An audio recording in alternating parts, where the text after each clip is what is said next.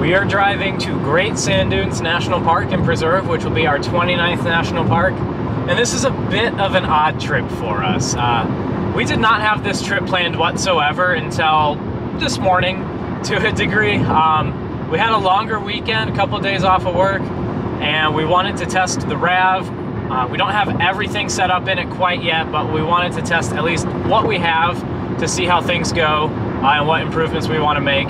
But the thing that's bizarre for us is we're like, okay, we could go somewhere in Minnesota, you know, the North Shore is incredibly scenic. We could spend the weekend up there, sleep in it somewhere close to home. But we were like, why not go to Colorado? Like, it's a bit of a drive, but that's one thing that'll be nice about having the RAV, and it gives us the ability to do where we already have our camper, kind of our home for the weekend set up. And we don't have anything booked at all, which we have some bigger plans later this summer. We have everything booked for those, and we have for months too. We have nothing booked with this. We're just gonna kind of drive, see where the day takes us, probably try and camp in some dispersed areas along the way. And then down by sand dunes as well, the campsite for the national park is filled up, so we're gonna be looking at some dispersed areas, maybe some tent camping as well. But that's about it. It's a very bizarre trip for us, having nothing planned because we're pretty big planners, and just kind of being this morning like, hey, why don't we go to Colorado?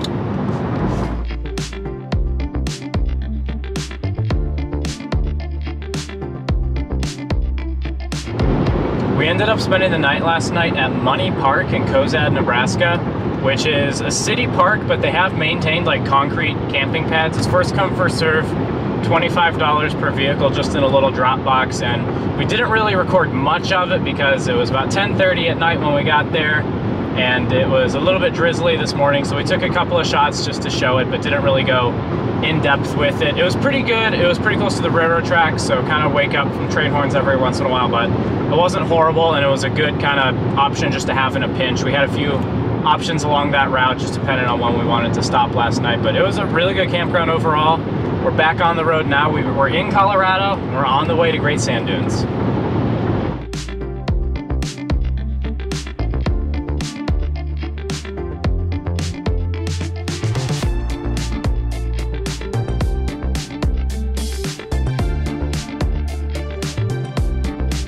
We made it to Great Sand Dunes National Park, our 29th national park. Let's go! Yay! Great Sand Dunes was established as a national monument in 1932 and then re-established as a national park in 2004. The park is home to the tallest dunes in North America, which were formed by sand and sediment trapped in the valley, pushed by strong winds up against the Sangre de Cristo Mountains. Guests are welcome to explore anywhere inside the 30 square mile dune area, although there are no designated trails on the sand. In addition to hiking, guests have an opportunity to do unique activities like sandboarding and sand sledding. Sorry to let you guys down, we will not be doing that today.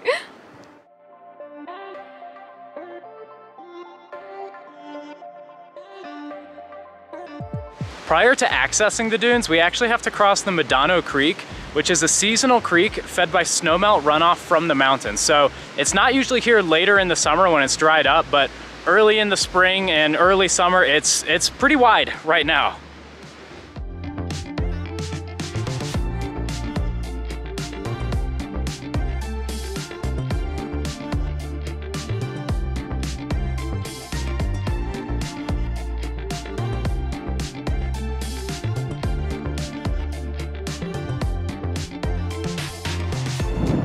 It's definitely a little bit windy once we got out on the dunes. It's pretty much been a constant stream of sand coming from the south and just berating your legs. So we're gonna attempt to climb High Dune. We'll see how far we end up getting. It's so cool though to see the sand and like the sand mountains and then like actual mountains next to it and then like prairie next to it. It's like, what is happening? It's so cool. It's a really diverse ecosystem, and the dunes are definitely larger in person than I imagined ahead of time.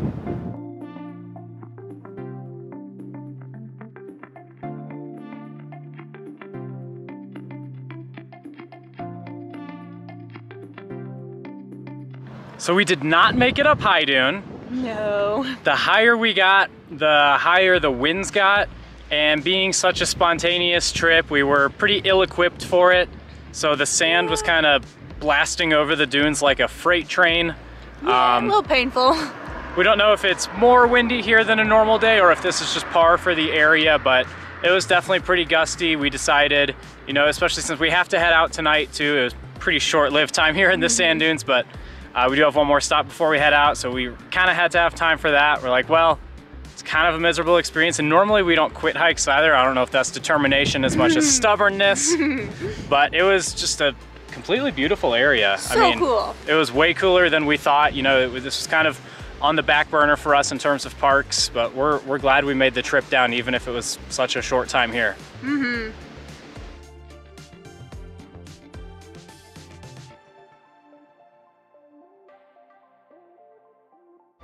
Today we're in Cañon City, Colorado to ride the Royal Gorge Route Scenic Railroad. And the history of this railroad actually starts way back in the late 1870s when silver was discovered in Leadville, about 100 miles northwest of Cañon City. Two railroads, the Denver and Rio Grande and the Santa Fe, both wanted to build tracks out to it, but were met by the Royal Gorge and the Arkansas River, which at its narrowest, the gorge was 30 feet wide with sheer rock walls on either side, making it impossible for two railroads to share the route. The Santa Fe started construction first, and this would be the start of a 2-year period known as the Royal Gorge Wars. The two railroads battled in court over who had the rights to build, and the grading crews often sabotaged each other as well. Forts were built, rocks were thrown, and tools were stolen. At some points, even gunshots were exchanged. The grading crews also attempted to leapfrog each other to gain better rights through the area, but eventually the Santa Fe was granted the rights through the gorge, with the Denver and Rio Grande being forced to lease the track it had built to them. Eventually, though, they did file another injunction, leading to the Denver and Rio Grande being granted the final rights through the gorge, with the Santa Fe eventually selling their track to them. The scenic railroad that still operates today was established in 1998 when the track was purchased from the Union Pacific Railroad, who is actually going to abandon the track through the gorge. One highlight of the route is the original suspension bridge over the Arkansas River, where track is suspended over the water because there wasn't enough room on either side of the gorge to actually lay track.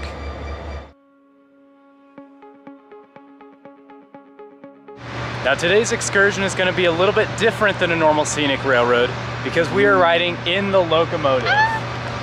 This has been a long time bucket list item of mine, and cab tickets are actually a bookable class on this trip.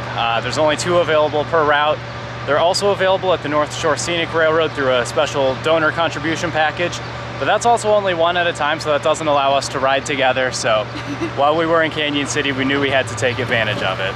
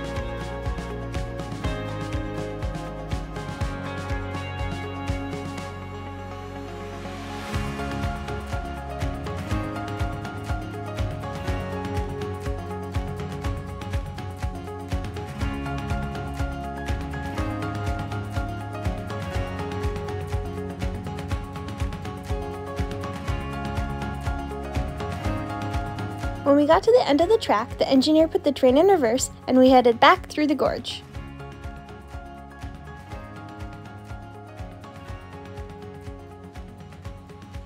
When we reached the Royal Gorge Bridge again, the engineer brought the train to a stop for passengers to take plenty of pictures. He also offered to step off the train and take some pictures of us.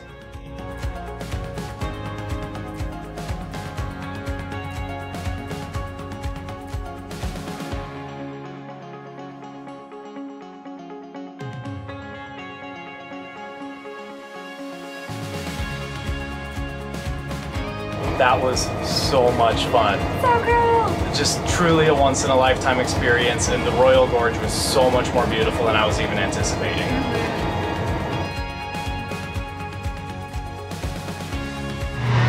That is gonna do it for our time on this spontaneous trip to Colorado. Obviously didn't spend a ton of time here for it being, I mean, just real spur of the moment type thing, but we're really glad we made the trip down, and we're happy that this is something that having the REV gives us the opportunity to do. Just kind of jump down somewhere, probably more local like Minnesota in the future, but even then, we had a fantastic time.